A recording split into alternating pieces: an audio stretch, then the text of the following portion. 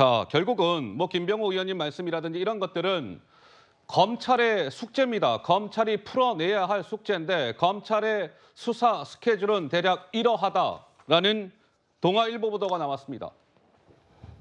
7말 8초쯤에 이재명 민주당 대표를 검찰에서 소환 조사를 하고 7월 29일부터 8월 15일 사이에 검찰이 이번 대북 송금 관련해서 이재명 대표에 대한 영장을 치지 않겠느냐. 근데요, 7월 29일부터 8월 15일 요 시점을 잘 봐주셔야 합니다. 국회가 안 열리는 기간이에요. 휴회기, 다시 말하면 뭐 비회기. 따라서 저 시점에 검찰이 이재명 대표에 대한 영장을 치면 본회의에서 뭐 체포동의안 표결 이런 거 필요 없습니다. 바로 이재명 대표는 법원에 나가서 구속영장 실질심사를 받아야 하는 것이죠. 서정호 변호사님도 저렇게 예상하십니까? 어떻습니까? 제가 보기 앞부분은 맞고요. 예. 뒤에는 아닌 것 같아요. 허허. 앞부분이 소환 조사는 맞는 것 같아요. 예. 결국 이제 이거 7월 말이나 8월 초에 소환해서 수원지검에 조사는 이제 할 거고요. 예. 근데 이 영장은요.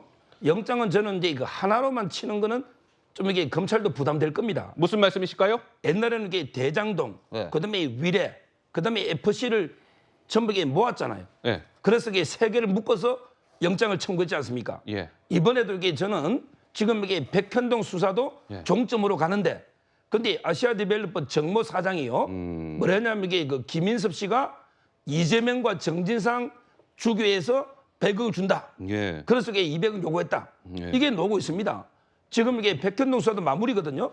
그러면 이제 백현동도 이재명 대표를 또 소환해서 조사하고, 네. 그다음에 성남지청에 보면 우리 그 힐튼 호텔 있잖아요. 또 있습니까? 예. 호텔. 예. 우리 그 판교에 그 호텔 있잖아요. 네네. 이 부분들이 조사를 아주 지금 이게 상당히 그 철저하게 조사가 진행 중에 있어요. 예. 이 부분도 저는 소환할 수 있고. 그런 거 저런 거 다 모아서 영장을 칠 그렇죠. 것이다. 그리고 이제 옛날에 검사 예. 사칭할 때 위정을 해달라. 이게 녹취록 직접 목소리 나왔잖아요. 예. 이런 식으로 이게 한 4개 정도를 묶어서 예. 청구하면 이게 시간이 좀 늦어질 수가 있고. 예. 근데 저는 어차피 본인이 포기한다 했잖아요.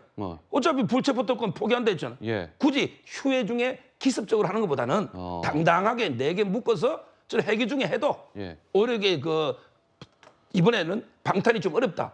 본인이 포기한다 했으니까. 예. 이렇게 저는 전공법으로 갈 것 같아요. 근데 오늘 민주당 내에서 민주당 의원들이요. 아마 저렇게 비회기 중에 검찰이 영장을 치지 않고 오히려 국회가 열리고 있을 때 아마 검찰은 이재명 대표에 대한 영장을 칠 겁니다. 친명, 비명 할 것 없이 오늘 오전 그렇게 얘기했습니다. 들어보시죠.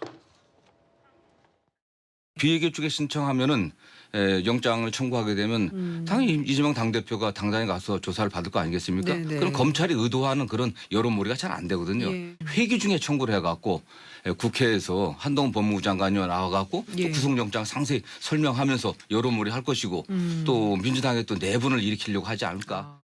지금 한동훈 검찰의 하는 행태를 보면은 휴회 기간에 들어오지는 않을 것 같아요. 오히려 예. 그러면은 이제 출두하면 되는 건데 예. 그 8월 16일부터 저희가 회기가 다시 시작되거든요. 예. 그 이후에 체포영장 동의서를 이제 내면서 민주당 의원들의 또 한 번 시험의 잣대에 오르게 하지 않을까. 글쎄요. 지금 민주당 의원들의 얘기는 오히려 검찰이 회기 중에 이재명 대표에 대한 영장을 쳐서 민주당을 또 한 번 시험대에 올려놓지 않겠느냐 이런 전망을 내놨습니다. 검찰의 선택은 무엇이 될지 한번 지켜봐야 될 것 같고요. 그런데요, 이제 뇌물 얘기가 나옵니다. 한번 보시죠. 이재명 대표가 받고 있는 혐의 가운데 성남FC 이게 지금 기소가 되어 있는데 이게 제3자 뇌물 혐의로 해서 뇌물 액수가 관내 기업 4개였던가요? 해서 133억 원의 뇌물을 받았다. 3월 기소가 됐어요. 대북 송금, 이재명 지사의 방북 비용 지금 계속 거론이 되죠. 300만 달러, 지금 돈으로 따지면 38억 정도가 됩니다. 별개의 사건이지만 뇌물 액수를 합해보면 얼마다? 171억 원입니다. 근데 뇌물은 특가법상 1억 이상이 되면 무기징역 또는 10년 이상의 유기징역에 처한다. 이렇게 되어 있죠. 조기현 변호사님 의견은 어떠하신지요? 제3자 뇌물죄가 성립을 하려면 일단 공무원이 부정한 청탁을 받고 그 대가로 3자에게 뇌물을 주는 겁니다. 이제 성남 FC 사건에서는 성남 FC 구단에 준 돈이 그 광고비 쪽으로 준 돈이 이제 뇌물에 해당된다는 거고, 이번 사건의 같은 경우에는 그러니까 방북이라는 그 이재명 지사의 방북이라는 그 청탁을 받고 그 대가로 쌍방울을 통해서 이제 북한에 300만 불을 지급했다는 혐의가 이제 돼야 됩니다. 근데 예. 지금 물론 뭐 이화영 부지사의 진술이 바뀌었고 그게 이제 검찰에서는 유죄 혐의 입증에 유력한 증거라고 주장을 하고 있고 예.